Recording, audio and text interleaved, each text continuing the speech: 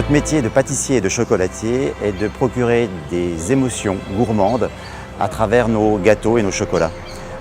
Nous y arrivons grâce au savoir-faire de femmes et d'hommes passionnés, mais aussi grâce à des matières premières de grande qualité. Le projet Cacao Forest nous permet d'agir sur une filière lointaine, telle que le cacao, une matière première qui est au cœur de notre métier de pâtissier et de chocolatier.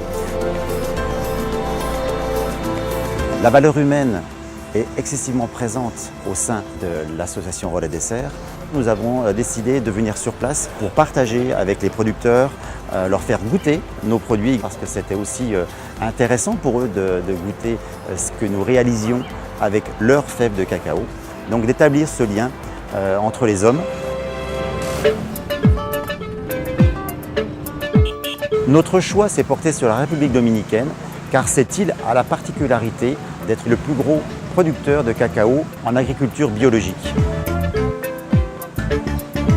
Nous avons eu la possibilité de visiter une parcelle test en cours d'installation où les arbres d'ombre ont d'abord été plantés et les cacaoyers vont être plantés dans quelques jours.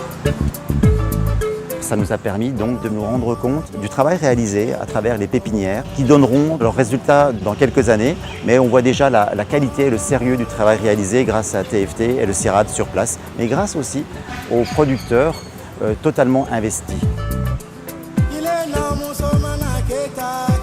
TFT est une organisation internationale qui a pour objectif d'améliorer les chaînes d'approvisionnement des matières premières. Ça veut dire quoi?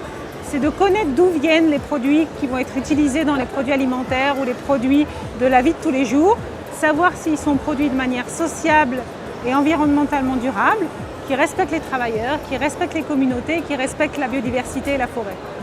Dans Cacao Forest, nous avons deux rôles. Le premier, c'est vraiment la coordination sur place, sur le terrain, l'engagement avec les producteurs, l'engagement avec les autres parties prenantes et l'animation de tout le projet.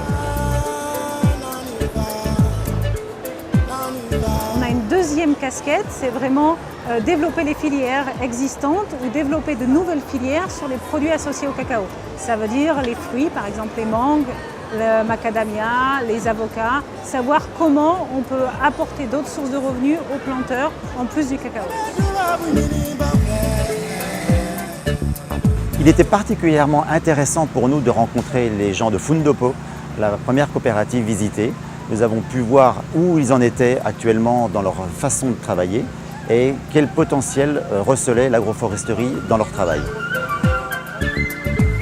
Nous avons pu comprendre mieux les différentes techniques d'exploitation de la filière cacao en République dominicaine à travers le bouturage, le greffage. Toutes ces opérations font partie du volet formation du projet Cacao Forest. Bueno, para nosotros, ya como institución, el proyecto Cacao Forest ha sido una innovación, ya que con este proyecto nosotros, diríamos, rompemos lo que es el esquema tradicional de producción y del manejo de las fincas. El modelo de agroforestería en el país diríamos, es una tradición, pero no una tradición con el sistema que se está implementando ahora. Los beneficiarios pues, se han integrado de lleno a lo que es el proyecto y ellos ven en ese proyecto una gran oportunidad de dinámica de producción y de rendimientos económicos para su medio de vida, ¿no?